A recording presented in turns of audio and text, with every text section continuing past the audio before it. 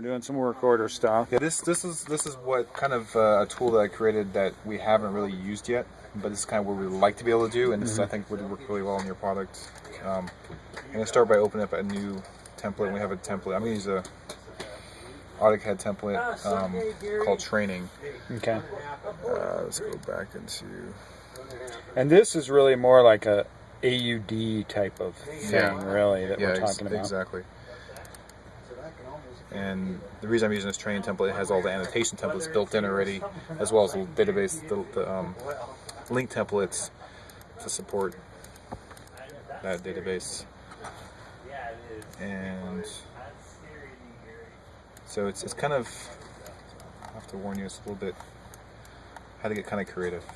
Let's see why. But so I'm using the same engineering tool palette we use for posting. This is now, like if we're engineering on the engineering side, building records are more engineering specific, not necessarily as-built specific. So we're really interested in the bill of materials, units, and that sort of thing for building cost estimates.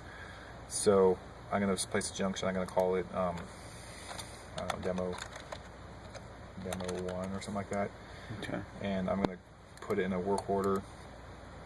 Call it Willie Page 2. Those work orders are only in Oasis, right? Yeah, these are only in Oasis. Since this is referencing whatever work order I'm in, I'm going to place BD3, let's say. So the page number, that we did that so that we could tally things up by page. We could also do that spatially, but it's just something the way I decided to do it, so that'd be easier. So then, create that junction or that pedestal. And so once it's placed, it's in the database. And ideally, at this point, we get a pop-up. We would throw in our materials, but I don't have, the coding expertise to do something like that. So I end up using these simple info path forms. And so what I would do is I'd hit refresh. Yeah, because you have to pull up that new record. Pull up a new record, and then I'd go into, that work order. Find the table. It's on the junction table, and there it is, demo 1. And so when I select it, it knows it's a BD3. So now I'm going to assign some units to it, and so it's going to go ahead and default to a BD3. And then when I hit save, it's going to basically populate from our materials table, which knows the current cost of materials based on inventory. All the parts that are involved with that. It basically it's live from our inventory database. All the parts. There's another database that has all the parts that make up the pedestal to give us the material cost. All right, and so I can save that. Oh, why is there an error? Oh, I guess I already saved it. Okay. So now when I go back into the drawing, I have an annotation template. So if I'm going to place it's called a place junction annotation, and do that, it's going to give me the name of it plus whatever is being placed. And that's going to be listed out. You could have multiple things being placed. I mean, you could also include your splicing or whatever units you want associated with that junction. Let's say, and then also we also have the same thing for removal. So let's say I'm going to use the same record just to make it easy. But let's say this was an existing record. We'd come in, we just do link. Now I'm going to link a removal unit to it. So I'm going to give it the same name. Same work order, but this time I'm going to do the XXBD3. Okay. Because it's a removal unit.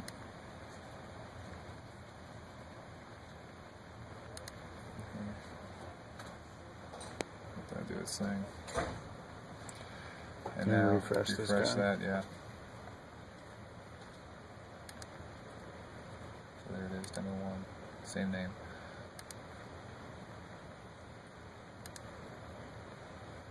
Alright, so now it went ahead and found XX, that's also, it matched on the name.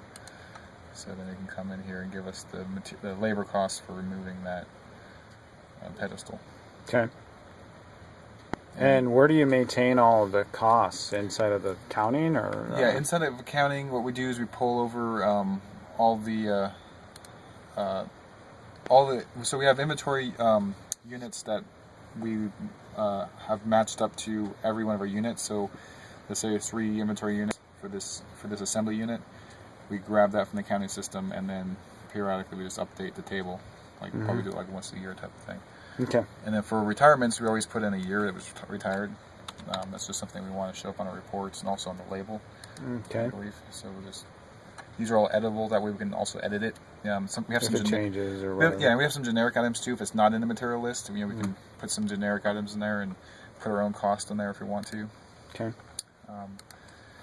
Now, why don't the guys like to use this? Just because they don't have time to do it. They've been doing it a certain way for a while, and just have, like kind of what Todd was saying, it just takes so long to learn it and do things differently. Hasn't really gained traction. So I have a different annotation template for that. So I'm going to do remove junction, and there's my removal unit. One of the things that we do that's a lot, we do what's called dual units, and that's typically like a trench where we're putting conduit, fiber in conduit or copper in conduit, and so we don't want to get charged for the trench twice. This is one trench, so we'll only get one labor unit for both of those materials going in. So it's that way we're not getting double charged by the contractor, right? So I'll do one of those as well. So I'm gonna give it a type of. Actually, we do it on the conduit. Actually, so it's a type of trench. I'll grab that same work order. Put it on the same page, I guess. Create. Start from that junction. There's 2 records. We're going to make sure I don't do the removal. When you're managing all these drop downs and everything, you're doing it within Oasis right now. Okay. Yep. So I'm going to put it there and end it there, whatever. All right. Same thing. Go back in here. Refresh. To grab that new record. And go into that conduit record. Oops. Wrong work order. No, it's just I didn't grab the right one here.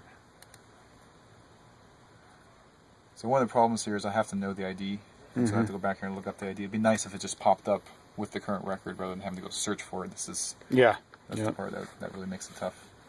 Probably that type of stuff is part of what makes it hard for them to adopt, because there's a lot of those extra steps in there. So in this one, I'm going to go ahead and I have these this category of dual. And what that allows me to do is grab these. I'm going to grab a conduit, and we have these as both dual units, also as just regular conduit units, the UD underground duct. The dual units, what's different about those is that you'll notice when I do it, there's going to be no labor cost on it, because the labor is going to be the trench. So these are my labor costs right here for different types of contracts, just the material. So I'm going to grab duct. I'm going to grab, say there's some copper in that trench as well. Let's say it's a 300 pair. And then I'm also going to do, then once I do that, now I have to get the labor for that dual unit. And so we have the labors down here with the, kind of the backslash in front of it. And it's a 300 pair, so we're going to do 200, 600. And let's say it's a 48-inch trench, as opposed to different labor costs for those. So we'll grab the 48-inch, and we're going to save that. The quantity comes from the line? Yeah, quantity comes from the line. So the quality line? Yep. Okay. And when we're doing our estimating, that's usually pretty good. Good enough. Good enough. Yeah. And if we knew that it was different, because maybe without GPS it, we know, hey, it's on a slope or something like that. We can come in here and change those at the same time. So come back in here. Now we're going to insert that dual unit. And that dual unit is a little bit different. We have a very specific way that's supposed to look, and you'll see it in a minute here. So it has the depth of it, place, and then it has in brackets the 2 units that are being put in there, and then the footage for that dual unit. Right. So basically, that's how that works. That's pretty sweet. Yeah. And then afterwards, once it's all done, we're going to come in and we're going to make put a material tab for that page. And since they're all tagged with the same page number, I only have to grab one of them. So I have, let's say, I'm going to do a page summary using a junction as basically it's the same. Use a junction as your what you're going to click, but it's going to grab anything both junctions and anything else. I'll grab my removal as well. In that, if I had any routes, it would show those as well.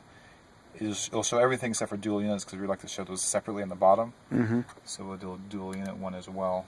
So page summary total using the dual this time. I'll go ahead and select this dual unit here, and that gives me my page summary for that. So Okay. then that'll be on my page. I'll have all my units.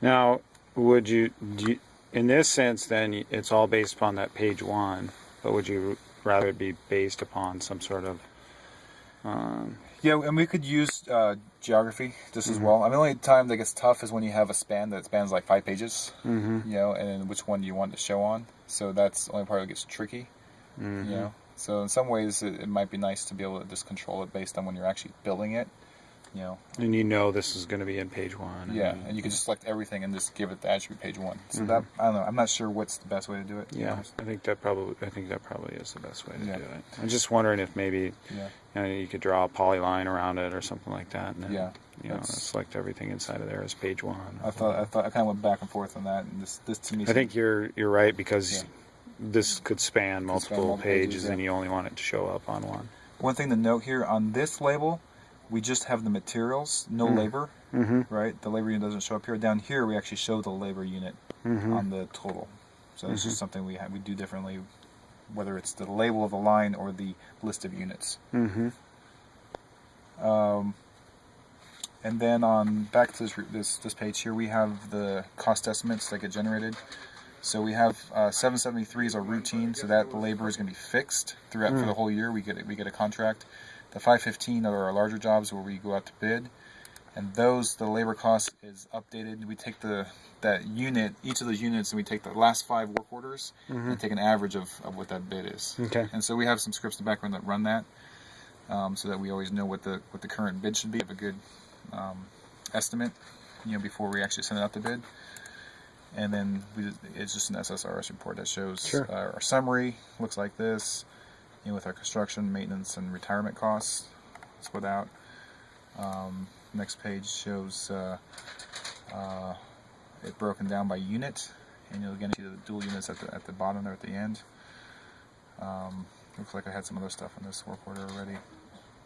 And then this this is broken. Oh, this is all the first page is all the construction materials, and then any maintenance. So if we move something and yeah, that's kind of like moving stuff. Then retirements is retiring. So all that gets broken down different pages. And then finally just a list of materials for the warehouse guys to do the ordering. And that's pretty much it. Okay. So that's kind of the functionality and the way we use it. And just trying to see if there's anything else. Kind of went through that fast, but no, I got it. Yeah, that's pretty much it. Okay. Sweet.